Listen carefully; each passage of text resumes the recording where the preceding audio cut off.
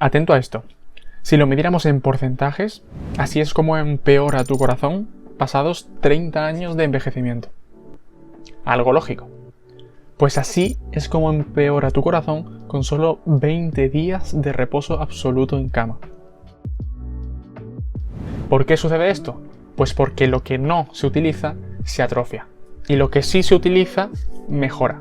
Sobre esta idea que parece tan simple, pero que en realidad puede llegar a ser muy compleja, es por lo que si tu corazón no recibe su dosis de movimiento, su salud está bastante fastidiada. Y para demostrártelo he decidido hacer esta serie de vídeos donde quiero explicarte todo lo que sucede en tu sistema cardiovascular cuando empiezas a moverte.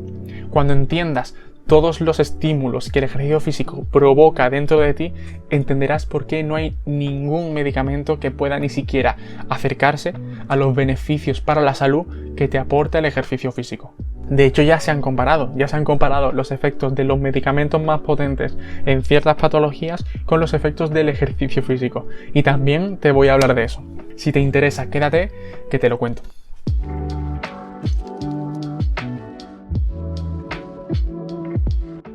Primero creo que tenemos que hablar de la función de nuestro corazón y nuestro sistema cardiovascular, que es principalmente una, la de transporte, que a su vez se puede subdividir en otras muchas. Transporte de oxígeno y nutrientes, transporte de productos de desecho, como los que exhalamos al respirar, transporte de hormonas, que sirven como mensajeras entre distintos órganos de nuestro cuerpo, transporte de células del sistema inmune, transporte de calor para mantener nuestra temperatura corporal, transporte de agua para mantenernos hidratados y otras muchas como mantener el pH, taponar otros productos de desecho que no se pueden evacuar en el momento y otras muchas cosas. Pero entender estas funciones básicas nos va a entender por qué nuestro cuerpo reacciona de la manera en la que reacciona. Para cumplir todas estas funciones que hemos dicho y estando en reposo, nuestro corazón bombea unos 4 o 5 litros de sangre por minuto y están distribuidos de la manera que ves en pantalla. Aquí puedes ver más o menos cuánta sangre en porcentaje va hacia el cerebro, va hacia la piel, va hacia el corazón, hacia los músculos, el riñón, etc. Pues cuando empezamos a movernos pasamos de bombear 4 o 5 litros de sangre por minuto hasta 20 o 25 litros de sangre por minuto. Y mira toda la cantidad que va hacia los músculos. Podríamos decir que casi toda la sangre va hacia ellos. Esto tiene todo el sentido, ya que al final es el tejido que más energía requiere en ese momento. Pero el hecho de entender detalles que parecen tan tontos como este tiene implicaciones muy importantes. El hecho de que sepamos cómo se distribuye el flujo sanguíneo dependiendo de nuestro movimiento y cómo nosotros mismos podemos modificar la distribución de ese flujo tiene implicaciones hasta en el hecho de que el ejercicio sea una terapia muy importante en el combate contra el cáncer, ni más ni menos. Pero bueno, esas son cosas que veremos en otros vídeos. El caso es que para poder bombear toda esa sangre por minuto, el corazón y en tu sistema cardiovascular pasan principalmente 3 cosas. Primero, que tu corazón empieza a bombear más rápido. Aumentan sus pulsaciones por minuto, lo que nosotros llamamos la frecuencia cardíaca.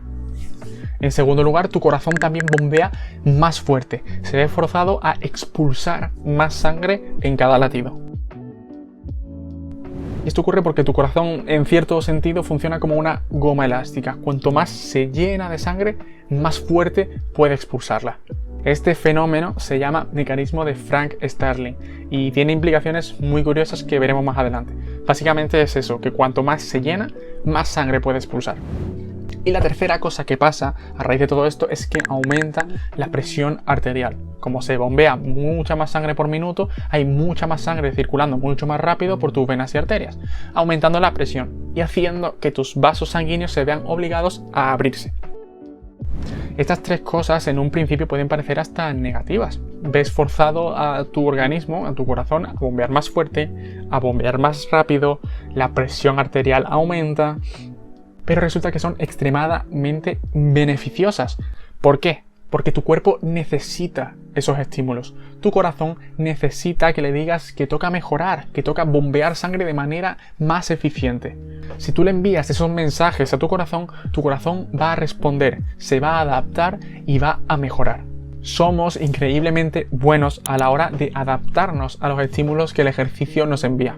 Y esas adaptaciones que se provocan son muchas y las iremos viendo a lo largo de los vídeos, pero todas se pueden englobar, a grosso modo, en un aumento de tu consumo máximo de oxígeno, que es, como su nombre indica, la máxima capacidad que tiene tu organismo para consumir oxígeno. Esta medida es la principal utilizada para medir el rendimiento de atletas de resistencia. Los mejores atletas en maratón, en triatlones, en ciclismo, en alpinismo, etc., son los que tienen el mejor consumo máximo de oxígeno. Pero ¿sabéis qué? Que también tienen una excelente salud cardiovascular. Y una excelente salud en general, porque que tengas un alto consumo máximo de oxígeno implica muchas cosas. Implica que tus pulmones son capaces de absorber el oxígeno de manera correcta. Implica que tu corazón es capaz de bombear ese oxígeno de manera eficiente. Indica que todo ese oxígeno circula por tus venas y arterias de buena manera. Y al final implica que tus músculos son capaces de coger todo ese oxígeno y usarlo como energía correctamente. ¿Quieres saber si tienes un corazón sano? Pues ponte a correr y a ver qué tal.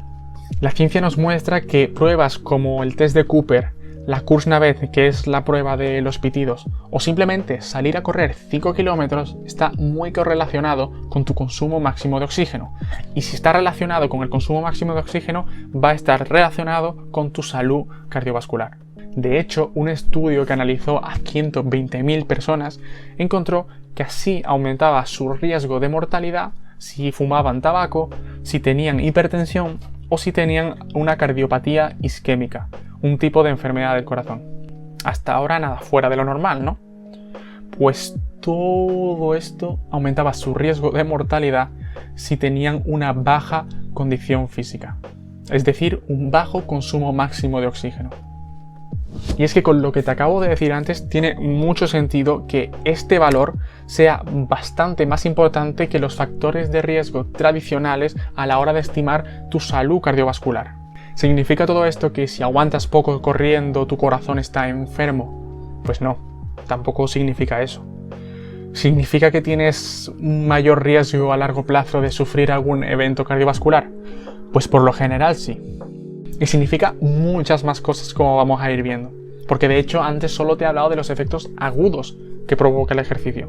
A corto plazo aumenta la frecuencia cardíaca, aumenta la presión arterial, tu corazón bombea más fuerte, etc. Pero a largo plazo y de manera crónica el ejercicio produce otras muchas modificaciones. Modifica tus pulsaciones por minuto, tu frecuencia cardíaca. Modifica la propia estructura de tu corazón. Modifica y remodela toda esa red de carreteras que tienes en tu cuerpo por donde circula la sangre, tus vasos sanguíneos, e incluso modifica el contenido de tu propia sangre. ¿Vale? ¿Y cuáles son todos esos cambios? ¿Qué ejercicio provoca unos estímulos o modifica otros? ¿Qué actividades son las más recomendadas para la salud de tu corazón? ¿Qué tipo, qué intensidad, qué frecuencia?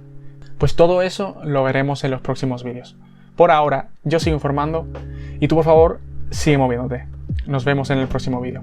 Un saludo.